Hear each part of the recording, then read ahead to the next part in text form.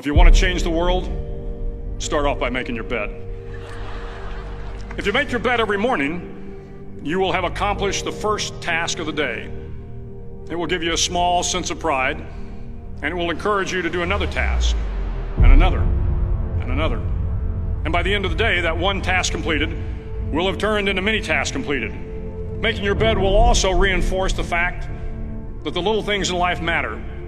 If you can't do the little things right, you'll never be able to do the big things right. And if by chance you have a miserable day, you will come home to a bed that is made, that you made. And a made bed gives you encouragement that tomorrow will be better. To pass SEAL training, there are a series of long swims that must be completed. One is the night swim. Before the swim, the instructors joyfully brief the students on all the species of sharks that inhabit the waters off San Clemente. They assure you, however, that no student has ever been eaten by a shark, at least not that they can remember. But you are also taught that if a shark begins to circle your position, stand your ground. Do not swim away. Do not act afraid. And if the shark, hungry for a midnight snack, darts towards you, then summons up all your strength and punch him in the snout, and he will turn and swim away. There are a lot of sharks in the world. If you hope to complete the swim, you will have to deal with them. So if you want to change the world, don't back down from the sharks. Over a few weeks of difficult training, my SEAL class, which started with 150 men, was down to just 42. There were now 6 boat crews of 7 men each. I was in the boat with the tall guys, but the best boat crew we had was made up of the little guys, the Munchkin crew, we called them. No one was over 5'5". The Munchkin boat crew had 1 American Indian, 1 African American, 1 Polish American, 1 Greek American, 1 Italian American, and 2 tough kids from the Midwest. They out-paddled, outran, and outswam all the other boat crews. The big men in the other boat crews would always make good-natured fun of the tiny little flippers the Munchkins put on their tiny little feet prior to every swim. But somehow these little guys from every corner of the nation and the world always had the last laugh, swimming faster than everyone and reaching the shore long before the rest of us. SEAL training was a great equalizer. Nothing mattered but your will to succeed, not your color, not your ethnic background, not your education, not your social status. If you want to change the world, measure a person by the size of their heart, not by the size of their flippers. The 9th week of training is referred to as Hell Week. It is 6 days of no sleep, constant physical and mental harassment, and 1 special day at the Mud Flats.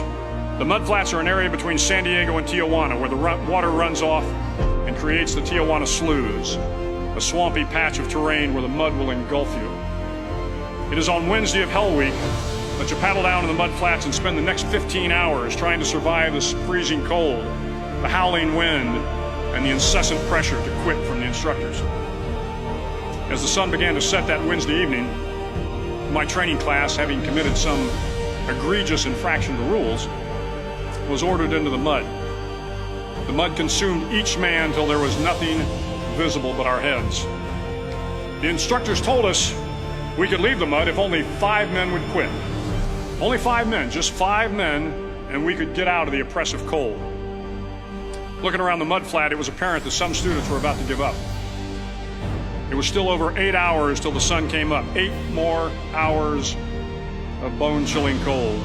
The chattering teeth and the shivering moans of the trainees were so loud, it was hard to hear anything.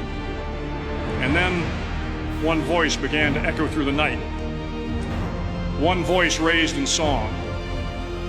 The song was terribly out of tune, but sung with great enthusiasm. One voice became 2, and 2 became 3, and before long, everyone in the class was singing. The instructors threatened us with more time in the mud if we kept up the singing, but the singing persisted, and somehow the mud seemed a little warmer, and the wind a little tamer, and the dawn not so far away. If I have learned anything in my time traveling the world, it is the power of hope. The power of one person, a Washington, a Lincoln, King, Mandela, and even a young girl from Pakistan, Malala. One person can change the world by giving people hope. So if you want to change the world, start each day with a task completed. Find someone to help you through life. Respect everyone. Know that life is not fair and that you will fail often. But if you take some risks, step up when the times are the toughest, face down the bullies, lift up the downtrodden, and never ever give up. If you do these things, the next generation and the generations that follow will live in a world far better than the one we have today. And what started here will indeed have changed the world for the better.